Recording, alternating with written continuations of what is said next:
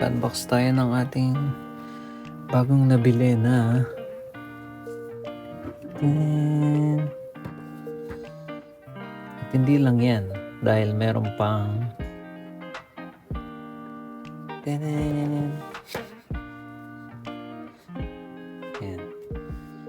ang YOLO Park Transformers AMK miniseries, si Optimus Prime tsaka si Bumblebee. So, ang kagandahan dito ay 40 years anniversary siya ng Transformer from 1984 to 2024. Yan, nandiyan. So, ito yung isa sa mga bago nilang release ngayon sa YOLO Park. Ito yung iba pang characters na available. Si Soundwave, Megatron, Starscream, tsaka si Grimlock. So, tingnan natin kung bibili natin yung iba pa. So far, ito na muna meron tayo. Yung dalawang main character natin. So, tabi muna natin ito isa. From the box itself, ayan, makikita mo yung classic na G1 version ng Transformers. Nung bata ako, hindi ko talaga siya nasubaybayan. Pero itong logo tsaka itong mismong background, familiar siya sa akin. So, ayan, wala lang. Parang naalala ko nung pagkabata ko. Sobrang sikat ng Transformers. Sino ba namang hindi makakilala sa kanila? So, ayan yung box. Nasa mint condition. Pero si Bumblebee, yan, medyo may konting na yung part na to. Medyo nagusot ng kaunti, pero okay pa na. Muna tayo kay Optimum Pride. Babe, si Optimum Pride oh.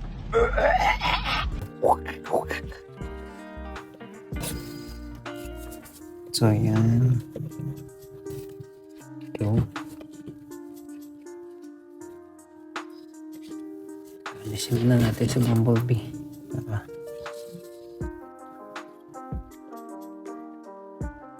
Wow. What the? Ilo ni Optimum Pride. Tapos yung kanyang mga paa, kamay. Saan yung baril? Ito. Sa gitna. Kaya natin yung parts.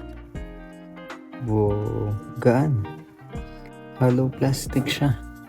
Pero yung details, okay naman. Hindi na masama. Ako nag-focus. Yan.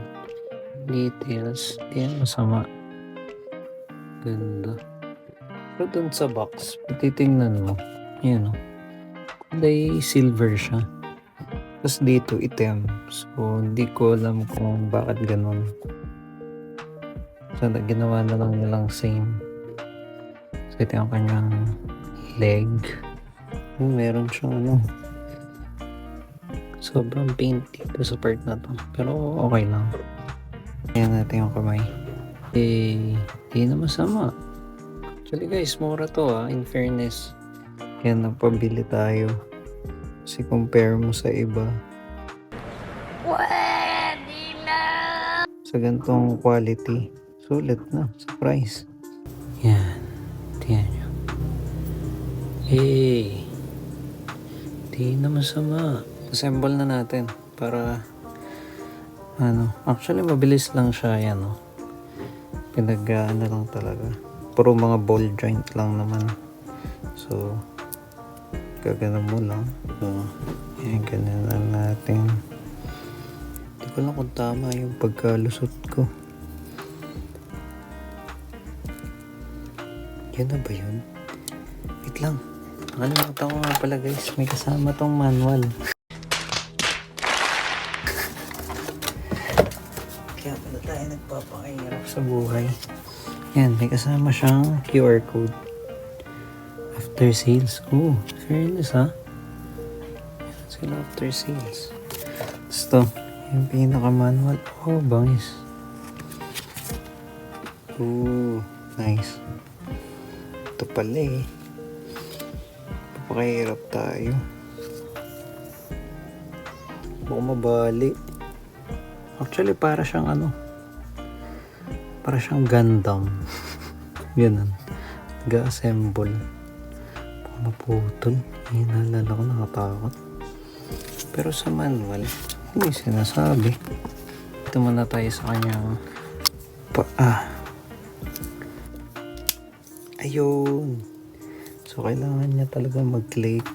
Kaya naman sana mabalik, please. Yun.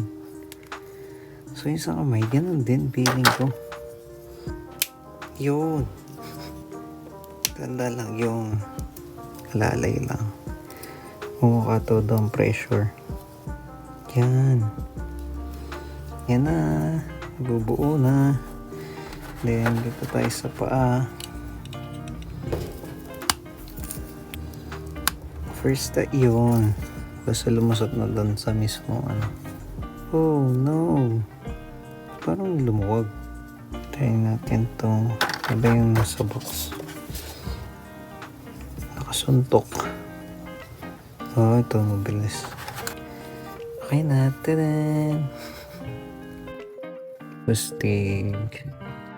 Oh, meron din siyang ano articulation dito sa kanyang legs. Sa kanyang thigh. Meron pa siyang detail dito. Diba? Yun.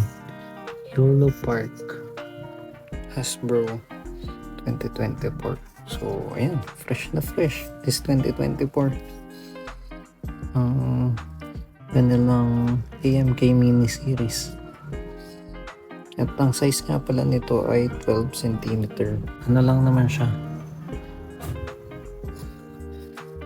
Unboxing, tapos first impression. Ayan. Actually, na-impress naman ako. Maganda. For its price, sobrang sulit. Tsaka, yun. Ganda. Malaki-laki siya. Maraming salamat. At next naman natin si Bumblebee. Thank you. Let's go.